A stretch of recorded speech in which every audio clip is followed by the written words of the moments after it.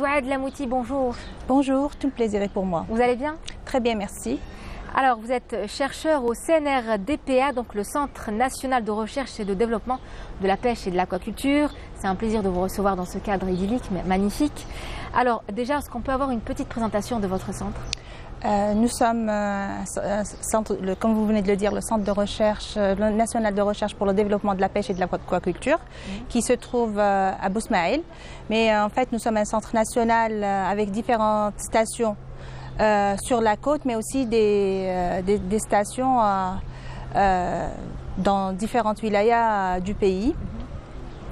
Nous avons 4 divisions de recherche. La division qui s'occupe de la pêche, la division qui s'occupe de l'aquaculture, celle qui s'occupe de l'environnement et la 4e division qui est la division de transformation des produits de la pêche et de l'aquaculture. D'accord. Et votre travail consiste en quoi exactement? Vous êtes chercheur? Voilà. Moi, je suis spécialisée en biodiversité marine et dans le suivi des habitats sous-marins. D'accord. Plus particulièrement des habitats benthiques. Benthiques, donc sous-marins. Benthiques, c'est ce qui vit sur le fond. Sur le fond. Les espèces qui vivent sur le fond. Et là, il y a différentes... il y a des diversités remarquables. Voilà, des peuplements. Mais il y a certaines espèces auxquelles on va donner un peu plus on va dire d'importance, non, c'est-à-dire on peut pas être spécialiste dans toutes les espèces, donc on va choisir, cibler certaines. Par exemple... Parce que pourquoi elles tendent à disparaître? Voilà, ça dépend. Donc au centre, on a différents spécialistes. Personnellement, je travaille sur les espèces remarquables emblématiques, aussi les espèces introduites. Et au centre, on donne une grande priorité aussi aux espèces qui ont un intérêt économique. D'accord, très bien. Alors, actuellement, vous préparez un doctorat? Oui. Donc, sur les habitats sous-marins? Oui, c'est sur la cartographie des biocénoses benthiques. Très bien. Vous présentez quand? J'espère dans pas très longtemps. Vous n'avez pas encore de date précise? Non, j'ai encore du travail. Du travail, on vous souhaite bon courage. Merci. Alors, vous avez déjà travaillé au niveau des plages de Sidi Fraj, sur le littoral? Ah oui, non, cette zone-là, le fond, je le connais plutôt bien. Parce que on va dire entre 2000, à partir de 2001, enfin avant, quand j'étais déjà étudiante à l'ISMAL, qui se trouve juste les labos, je vois le labo d'ici. Déjà, on prospectait dans la zone. Ensuite, pour mes travaux pour l'ingénierat et puis aussi pour le magistère, j'ai travaillé sur cette zone-là. La partie entre la thalassothérapie et les îlots de Sidi Fraj. Oui. Voilà. Qu'est-ce que vous pouvez dire sur cette zone?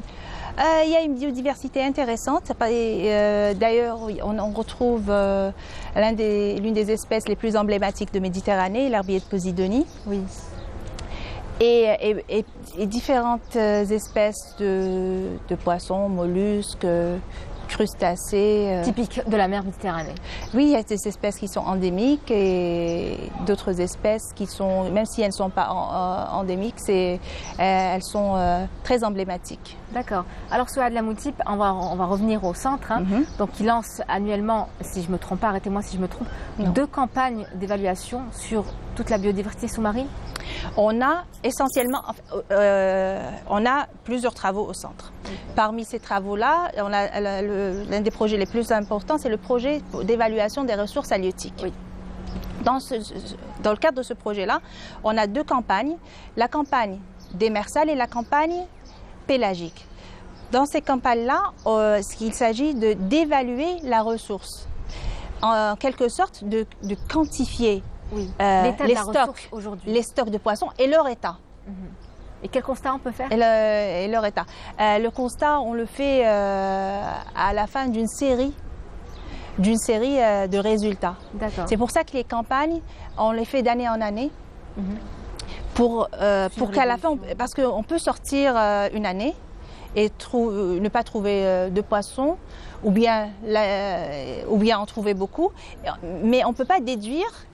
C'est un constat, c'est le constat de cette année-là. Oui. Mais quand on travaille sur des séries temporelles, là, c'est plus scientifique, c'est plus consistant d'émettre des conclusions qui vont permettre aux scientifiques de présenter certains éléments aux décideurs qui pourront ensuite adapter des mesures de gestion pour pouvoir mieux protéger les stocks. Parce que notre objectif est de développer la pêche, mais dans le cadre toujours du développement durable.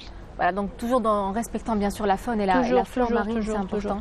Ouais. Donc c'est une sorte de petite action en termes de préservation de la faune et de la flore marine. Oui, c'est une grande action. De pouvoir en tirer des conclusions, de faire un état des lieux, de ce qui se passe sous l'eau, et de suivre l'évolution de ces espèces, si elles tendent ou pas à disparaître. Exactement. Plusieurs recherches ont prouvé que la planète respire, que les ressources naturelles sont quelque peu plus épargnées par l'impact de l'homme, puisqu'il y a eu beaucoup moins d'activités maritimes. Est-ce que vous avez fait ce même constat chez nous ou pas du tout ? Je ne peux pas affirmer ce constat-là. Pourquoi ? Parce que nous, on a besoin de preuves. En tant que scientifique, on a besoin d'établir des preuves. Et là, il y a certaines observations qui sont...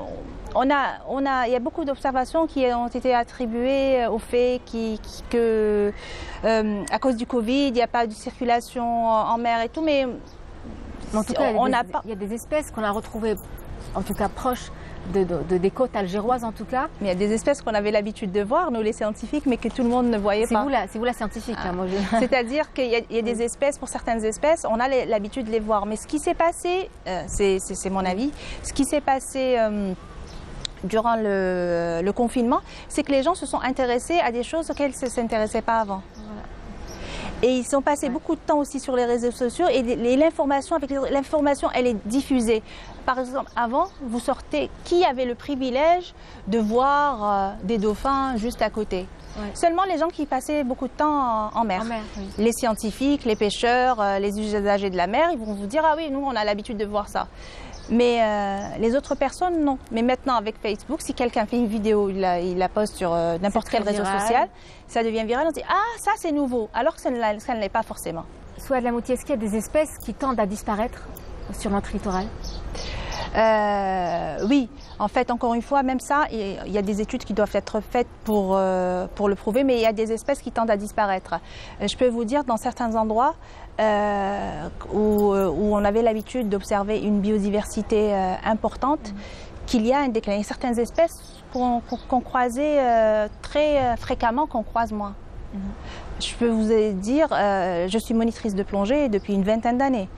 Et là, au début, par exemple, quand on prospectait ou on emmenait quelqu'un à faire un baptême, vous pouvez observer qu'il y a lui montrer un poulpe ou un méro, on pouvait être sûr de croiser un poulpe ou un méro. Là, c'est moins sûr. Moins sûr. On pointe du doigt la pollution, bien sûr, la pollution humaine. À différents facteurs. Et ce qu'on constate aussi, c'est l'apparition de nouvelles espèces qu'on n'avait pas l'habitude d'observer. Rien que la galère portugaise. Oui, elle n'est pas si nouvelle que ça, mais elle est rarement observable. Rarement observable, vous l'avez dit.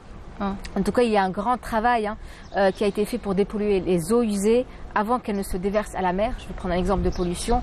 C'est déjà un grand pas, non ? Oui, c'est un grand pas. Et au centre, il y a aussi des travaux pour le suivi de la salubrité des eaux, de la pêche et aussi de l'aquaculture, c'est-à-dire en mer ou bien dans les bassins tout au long de l'année. Pardon ? Tout au long de l'année ? Non, pas tout au long de l'année. C'est des campagnes qui sont réalisées ponctuellement. En parlant justement de la campagne, on va revenir justement sur les 2 campagnes annuelles que vous menez au sein du Centre national de recherche et de développement. C'est fait comment ? Comment ça se passe ? Vous allez sur un bateau ? Oui, nous avons la chance d'avoir un navire de recherche. Oui. Pour ce genre de travaux, il faut un navire de recherche et nous avons le Green Belkacem qui a toutes les commodités. Nous avons un laboratoire, les espaces pour les scientifiques, pour le personnel navigant et différents équipements pour la pêche, aussi pour les analyses physico-chimiques. D'accord, très bien. Merci d'avoir été avec nous, Souad. Merci à vous. On compte sur vous pour protéger nos côtes et toute cette biodiversité magnifique marine à découvrir. Merci pour les jeunes générations. Merci toute l'équipe du CNRDPA et d'autres organismes aussi. Beaucoup de scientifiques s'attellent à améliorer la connaissance sur ces espèces-là pour pouvoir mieux les protéger. À œuvrer de pied ferme. Merci d'avoir été avec nous. Je rappelle que vous êtes chercheur donc, au sein du Centre national de recherche et de développement de la pêche et de l'aquaculture. Belle journée à vous, Souhaïl. Merci, belle journée à vous également.